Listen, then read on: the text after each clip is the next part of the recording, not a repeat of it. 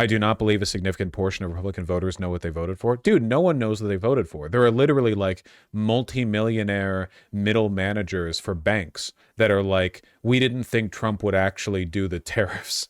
We didn't realize it wasn't a bit. We thought he was doing a bit. No one knows anything, okay? But he said in literally every speech that he was going to impose tariffs and deport migrant workers, and people still somehow thought grocery price would go down. Yeah. And you know what? You're not any better than them. You cannot gaze into the abyss too long and thus become what you hate, okay? The reason we're in this mess right now is because the people with the money to finance these elections think that democracy is an impediment to not only their interest, but to society's interests. I don't think Elon Musk necessarily thinks he wants to the entire planet over for himself. I think he thinks that he would be the greatest God King to ever rule, and everything would suddenly make sense, and he would be able to steer mankind to a glorious future. I think he thinks that. I think a lot of megalomaniacs think that way. I don't think most people think of themselves as evil. You don't want to fall into the trap that they fell into of like, well, the problem is that people are stupid. I say people are stupid on stream all the time, and it's true, but that's not the underlying cause of this.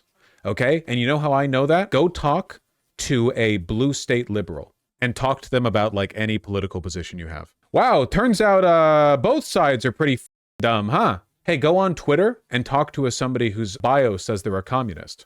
Oof, I know. Yeah. And you know what? It's going to be like that forever. There is no economic policy that'll make this not be a thing. That's just not how it is. It's not how it works. The problem here isn't about intelligence. The problem here isn't about whether or not you know or don't know what tariffs do to the economy.